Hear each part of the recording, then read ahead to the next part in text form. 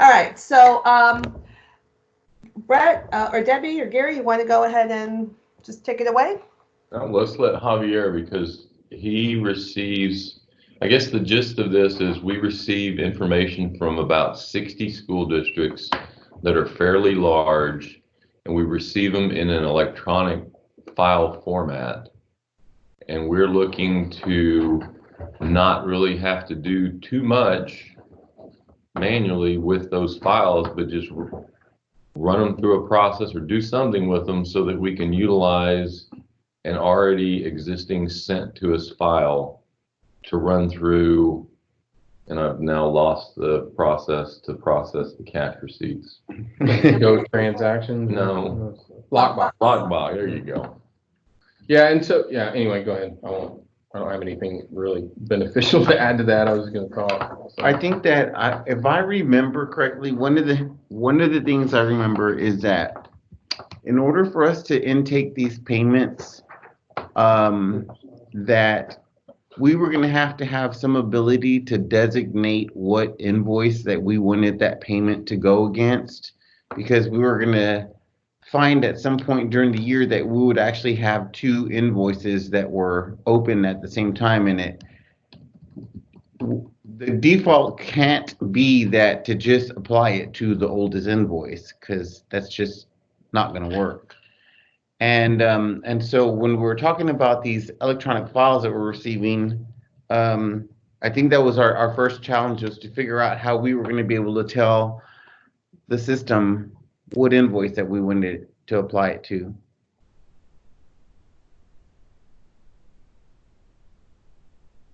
Okay, so I was muted because I was typing. I didn't want to make a lot of noise. So yeah, so I feel like there's a number of different nuts to crack here. Number one is the times. It's not always going to happen, but probably for a significant period of time, for a few months, there's going to have an ISD or members that are of an ISD that have multiple invoices open. So number one, yes, the ability to import a file or like an Excel spreadsheet, and then somehow have the system maybe alert you to the fact that there are two invoices for this member, and the ability for you to check on which one you want to apply the payment to. Now, would you ever have a situation where you have, let's say so you've got an ISD file with 20,000 rows on it, right? For 20,000 payments for different members. The largest would probably be what, 2,000, 1,800? Yeah. Something like that. So let's say you've got the 2,000 list, and there's one person that the ISD is paying $50 for them. But then you see that there's two open invoices for this individual. Now, would you need to apply portions of that payment to both invoices, or would you apply that full payment to one or the other invoice? We would apply the full amount to one invoice or another. We'd never split it. Okay, because basically what you're doing is you're paying off. So I was about to say you're paying off the oldest invoice, but you just said that's not always the case. Why is it that you're not always paying off the oldest invoice? Because aren't you trying to relieve that AR first? Well, because some of the invoices that are going to remain out there are actually bad debt. So it's an invoice that's for the prior year that didn't get paid, that won't get paid, that I have not had a chance to go through and reconcile and write off. So the ISD has already started their new school year. We've already done the rollover here internally, so now they have two invoices, an old invoice with some bad debt on it, and then a new invoice for the upcoming year. Let me ask you something. If we could make the write-off process efficient, and we have a meeting scheduled with Mary Ann next week on the 17th to talk about this. If we can make the write-off process efficient, making sure it credits the money gets credited to the correct accounts or debited to the correct accounts, would that solve the double invoice problem? No, because we have certain school districts that actually start their payment process in like November, right? Or October. Yeah. And then they don't finish until the following September or whatever. Okay. So during the rollover, the person would have 3 more payments due from this year, and then we would have already rolled them over, so they would have a full invoice for the next year. So the bad debt thing, yes, if we can get that streamlined so that we're able to do it easily, that helps with what Javier described, but we'll still have the issue of possibly, or not possibly, we will have open invoices for 2 years that aren't bad debt related. Okay. Now, the other thing, I believe, the other nut to crack, aside from being able to, indicate which of multiple invoices on one customer record the money should go to, excuse me, the other nut to crack is the unique identifier. How will the import process know even what ISD or what customers invoice to put this to? We talked about the lockbox process. I do believe that we could use our lockbox process for this, because you've got an Excel spreadsheet.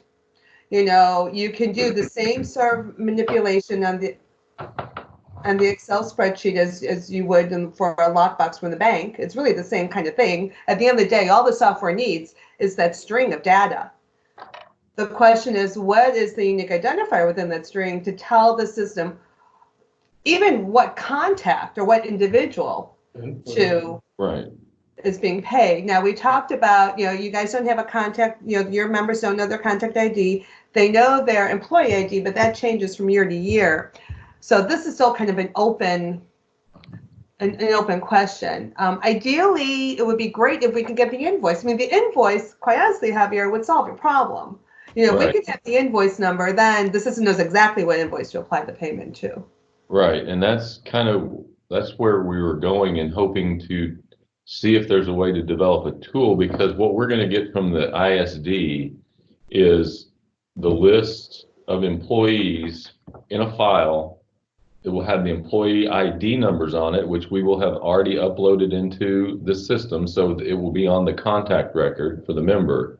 So we want to know if there's a fast, easy tool, a way to take that file, use the tool to go find all the invoice numbers for those contacts and throw them on that spreadsheet in a format that we can then spit into the lockbox process right away. Instead of copying all the info from that, pasting it into the format and then into the lockbox import format, and then going through some other method of identifying the invoices for the people in that ISD, right? We already know who they are. What's the best way to get that invoice number?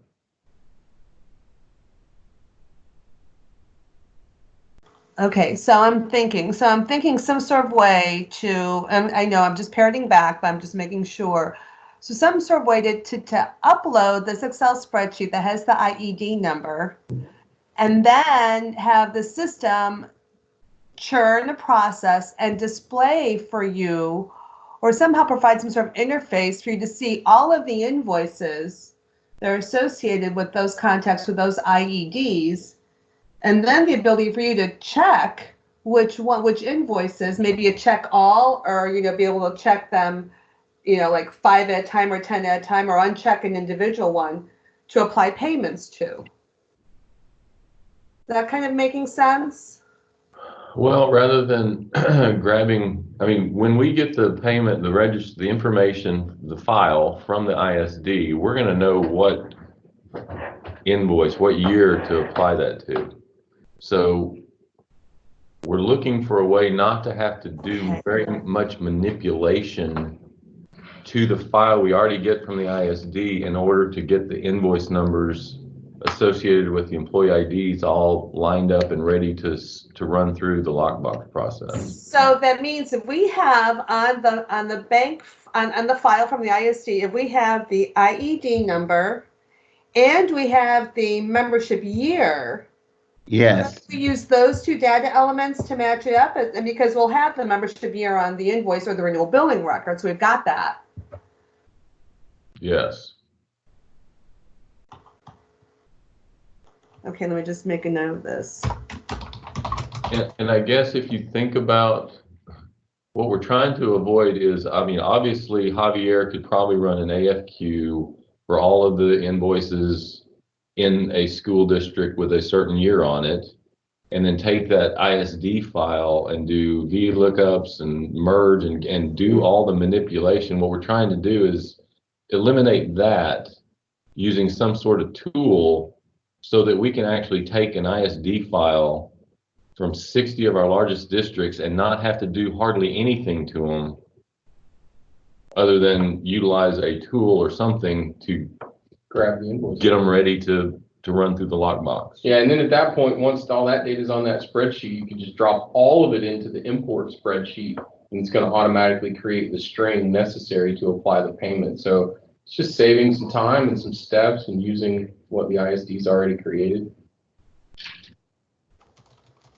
Okay, all right, I hear you. So yeah, okay, so that's good. You understand that everything is doable out of the box, so that's good, because we can definitely do an AFQ and blah blah blah blah blah. But you do want an automated process. Okay, I've never worked on an automated process like this before, but I definitely see where you're going, and I definitely think it's possible. My only question, I have some questions, but now so you were talking about these 60 ISDs, do they, are they going to give you the same file in the same format? I'm sorry. So yes, each ISD is going to submit a file in their format, and they'll do that throughout that calendar year. So they don't change the file format from one year to the next. But what we're doing currently is, despite whatever whatever format that they're sending it in, we take their files and then we manipulate it and we put it into a standard format that our current system is able to read. And so we kind of just massage that file just a little bit so that it's just in the right order, kind of. So we could make all 60 of them consistent, is what Javier was saying. All right, great. If I don't have a sample of that, can you upload that on the team site so I can see that file? I think I did that the other day as well as I was planning for this conversation. So we'll look at it and I'll let her know where it is. Yeah, we think it's already there. Okay, I'll take a look at it. If it was uploaded by Javier, they'll look for his name on the file list. Okay. Okay. All right. Well, yeah, this will be obviously a customization. It may not be ready for go live. I will have, it really all depends on how things shake out with the requirements or everything, but obviously you have an out of the box solution in the meantime. What is that out of the box solution? Remind me again. That would be, you can do an advanced find query for, say, look for all invoices that are for a specific membership year for contacts that have the IED number, and then you'll get the list of those invoices. So at least then you get the list of the invoices. You can export that out and then copy the invoice ID from one column on the Excel spreadsheet to the lockbox import file. Okay. But that's managing 2,000 Excel lines at a time.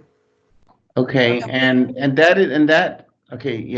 allows me to give an individual payment amount to each person because it's going to be in that little string, right? Yeah. Right. Okay, I remember now. Yeah. So basically, we have the ability to satisfy our requirement. For those 60 ISDs, bill a bit more effort, and we wouldn't be able to use what they already sent us, right? Because you'd be doing like Gary said, an AFQ, grabbing everybody, probably put them on a spreadsheet, do a VLOOKUP to make sure you don't get an invoice for a person where we didn't get a payment, and then once you have all that done, then you throw that all on the import spreadsheet and off you go. So it's all very doable as is. We're trying to save some time. Right, we're just trying to save some time. So if it's not available, and I'm looking at you, Javier, just so that we're on the same page, but so if it's not available, go live, we still have the ability to satisfy that requirement. It would just be a bit lengthier process. Does that make sense? It does. Yeah. I mean, That's basically what you're going to be doing with all the other stuff. Yeah, it's going to be the same process that you're going to use for everyone else until such time as we determine the viability of developing a tool or creating a tool somehow to do that. Currently in the existing system. Oh, I guess it doesn't matter. My AFQ is gonna, so I just want to confirm that somewhere on that invoice that the year is embedded, either in the invoice number or on the invoice itself. Yeah, it's not in the invoice number, it's on the invoice itself. It's a field on the invoice. If it's not there now, Robbie knows to put on there. He's been working with the membership configuration, so. And that field is updated during the application process, right? Yes, when a new renewal billing record is created, when the person joins, you know, or the renewal billing record is created, then that's going to define the membership year. And that year is going to be copied to the invoice. Yeah, and then called the cycle year or something. Yeah, but we're not going to use the cycle year because our cycle year is different than your cycle year. So we have a special field that's going to be called membership year. It's going to be a 4-digit number. Is it going to be put in there based on a product that Barbara chooses, like when she's doing the application? I'm just thinking about the overlap. So say it's late July and she's doing an application for the upcoming year. It would be an invoice, actually. She's doing an invoice. She's creating an invoice. And so it's based on the membership cycle start and the expiration date. And remind me how it is. You guys, right now, we are in the 2020 membership year. Is that correct? Yes. This is and even in November of 2019, we were still in the 2020 membership year. Yes. Right. Okay. So in our system, that cycle year that you see in the renewal billing record, that's actually defined by the cycle start date. Right. Right. So, but we know that that's not what you want. So we're going to create a new field that basically defines the membership year based on the expiration date, which is how you do it. It's based on the membership, that end of that cycle year. That is correct.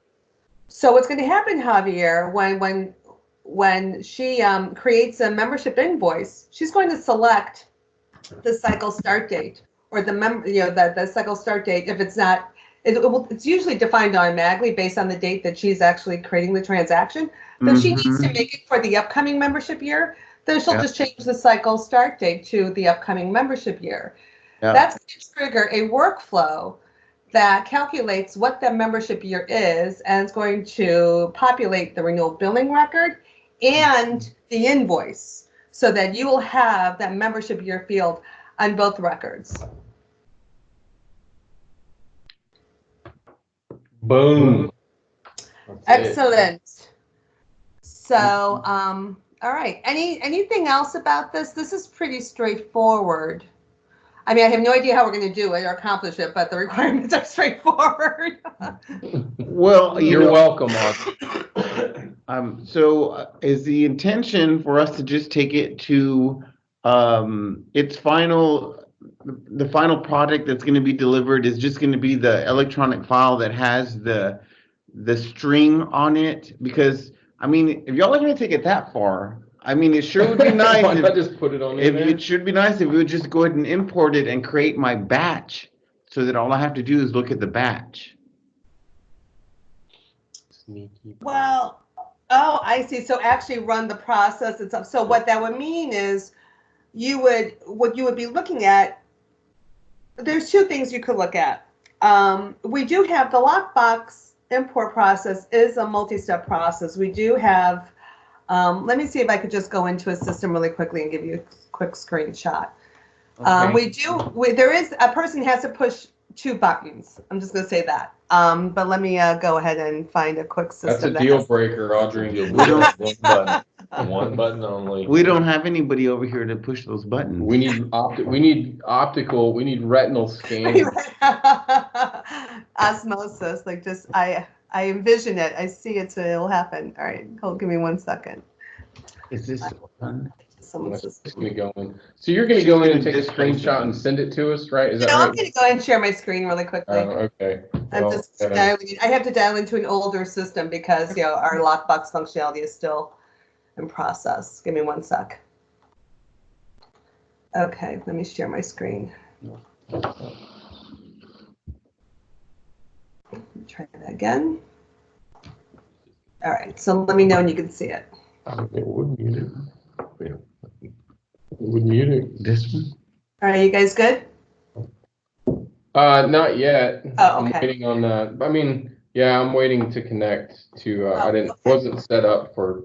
Oh, sorry about that. Okay. Oh, you're good. Let me know when you're ready. Yeah, we're ready. Go for it. Great. Okay, so basically, this is an older version of the software, so it looks slightly different, but you're going to go to payment processes and it's lockbox management.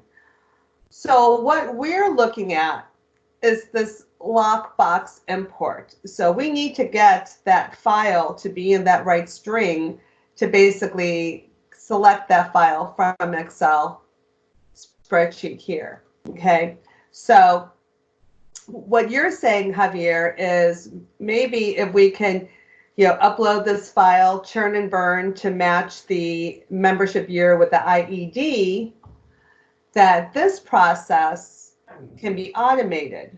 We would have to, the one thing is that because this process is actually, it needs a batch number. So I'm not sure, what might have to have happen is we might have to write in the requirements that you create the batch before you actually click the process, so the system knows what batch to use. Because as you see here, we need an individual to select an open batch. But we can predefine the lockbox type, which would be the 60 ISD lockbox type, or it could be the same format as what we get from the bank. And then you go ahead and click import. And then that imports the records into a staging table. So this is very, very common whenever we do a custom process. Once we import a file and it comes up and it matches the payments with invoices, you'll see here, up to 2,000 lines, because this would be, every payment line item that would be created as a result of the lockbox import. So this I envision as being your batch that you review, because you want to review this before you actually create the line items. This is where you go through and you make sure you've got we can change the columns here, to be a little more descriptive, but this is where you would review that everything looks good. Or if there's a problem child, you want to just double check if their name is here or not, you can do that by using the search. And then once it looks good, then you'd actually click this button to take this view, the records in this view, and actually create those payment line items on the invoice. That might actually be better. You like that better? I do like that better because I went through and I did some invoices the day, what day? A day or so ago. A day or so ago, whatever day they were on. Whatever that is. And so, when you said that it creates that line item, getting that line item to go away is not as easy as you would think. Yeah. So, you have to cancel the line item. If the batch is still open, you can easily cancel it. But if it's a closed batch, then it's a little harder because of checks and balances, from an accounting perspective. So when I decide, okay, this file looks good, I'm ready to process it, then what happens with it? You click on this button. Yeah. And bada bing, bada bang, you're done. And then what does it do though? It actually creates the payment line item. So when you created a payment line item on the invoice, which I'm really happy you were practicing, that's awesome. It's the same process. It will create a line item on the payment line item. It's going to have certain codes on it, so you'll know it's a lockbox payment. But you're gonna see it's a lockbox payment, but it's gonna look like any other payment line item for the dollar amount that's in that data string from the Excel spreadsheet. And then, but on the financial side, is it creating a batch? No, remember you select the batch here. I mean, well, I'm sorry, is it new. inserting something? Okay. The totals and stuff go in that batch. So that batch in the lockbox, is it going to transfer over to, because isn't there going to be a financial batch where we're going to look to see what is the summary of all the activity that's right. Yeah, that's going to be that batch. So let's say this is batch, whatever. Yeah. Right. And so you use that batch. Once those transactions have been done, then you'll go into the batch management, find that actual batch, create, run your transaction report, whatever batch that was, run your transaction report, run GL detail, take a look at GL summary, GL detail. Yeah. So it's, yeah. If I were to create that, if y'all were to create that shortcut and I were to go and look in this batch log instead of in the lockbox batch, would I be able to manipulate my entries at the batch log No, stage? you'd have to drill into the invoice and try to cancel the payment just like you've tried in the system. That's the nice thing about the lockbox payment process, is that at this point, if you find, you've gone ahead and you imported the file, and this is the staging table, so just holding these transactions until a human being takes a look at them. Okay. So if you see there's a problem, or if you do not want to import a specific line item, then you would look at that line item here, and you can either delete it or deactivate it, and this way it would not be, a line item would not be added to an invoice. So this would be the thing to do, because now you're not having to go into an invoice and delete a line item. You're actually removing it from this view. Okay, thank you. You've answered all my questions, and so I have one more question on this topic. Well, then she didn't answer them all. On this topic, okay. Do you have another one? Okay, so I see the lockbox, this import, and this what you call staging environment, and it looks very convenient. Okay, so what if I just have a payment that just has one or two individuals, and I'm not going through the lockbox? Is everything going through the lockbox? Yeah. No. Oh, no. I mean, if it's just like 3 payments, just go ahead, look up the individual, and apply the payment to the invoice. Is that your question? Yeah, I'm just wondering if there's going to be a staging area. So say that I have a check and there's 10 people on it, but I messed something up on it. Is there going to be a staging area that's holding those 10 payments where I can go in and look? Not if you're applying them directly. Sounds like what Audrey says. If 10 payments is going to take you 30 seconds, you might as well just go open up the members and apply the payments to the invoices directly. And in that case, no, there is no holding area because you've already applied to them. And if you've messed up, you got to go back and delete it off of that invoice. Yeah, and so in that situation, what we always recommend, and Marianne has uncovered this in the accounting training, we always recommend a multi-step process, in that at the end of the day, you're going to close your batch. You're going to make sure you close your batch so no other transactions can occur in that batch. And this way we can run the credit card capture process and credit card payments in the payment batch. Okay.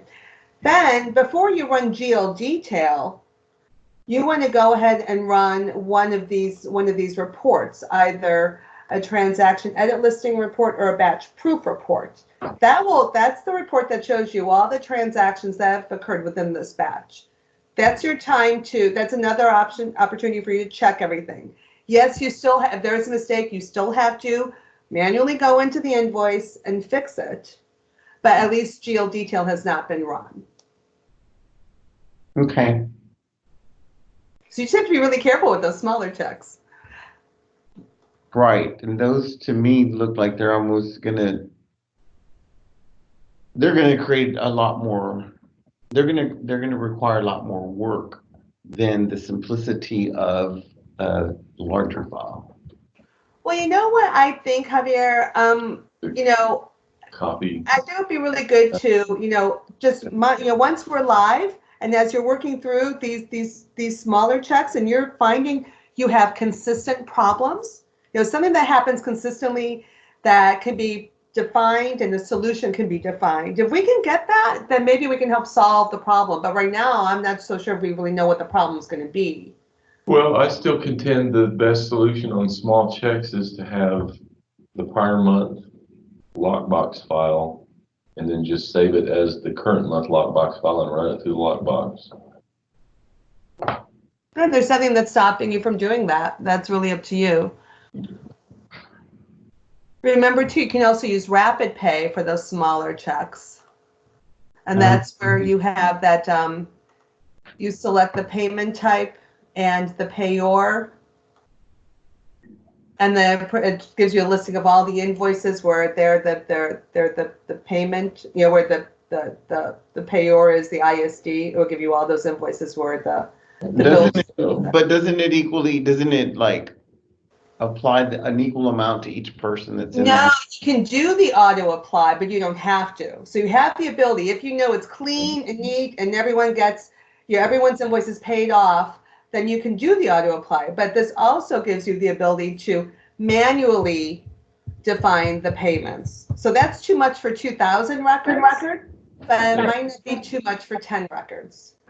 So you can manually define how much each invoice is going to be paid. That might be an option for if you've got an ISD with 10 people on it and it's consistent and they're all paying the same amount, if you do that rapid pay, you could knock them all, because it brings them all up, and you just say, here's the amount I got from the ISD, and then it just applies it for you right there. Yep. I think that obviously once my head stops spinning and I actually know what I'm doing, I'm going to be using the combination of all of this stuff. We are. You will. You're going to become such an expert in all of our payment processes. You're going to be teaching me things. I swear to God, a year from now, if we talk, Javier, you're going to be teaching me things. Well, Audrey, I just will remind you to look at the contract. There is a way or a deal that says you can't take our employees for a certain. Darn it. So, but anyway, okay. So anything else, Javier and everybody else? Just real quick, Audrey, the one, and I don't think I've shared with Javier yet, unless Brett forwarded the email, the question that I asked over the break about, so San Antonio pays us 10 checks in a year. There is a way for Javier to find, in a quick lookup, all 10 checks from San Antonio. That's right. And I'll find the email and send what you said. If I find it quickly, I can send it over too. But here's the plan moving forward. So I am going to pass you guys off to Marianne Roberts, who, as I mentioned before, she is our accounting guru, and she is awesome. And I'm going to be talking to her. I'm going to share this video with her. I'm going to share these requirements with her. I'm going to share everything that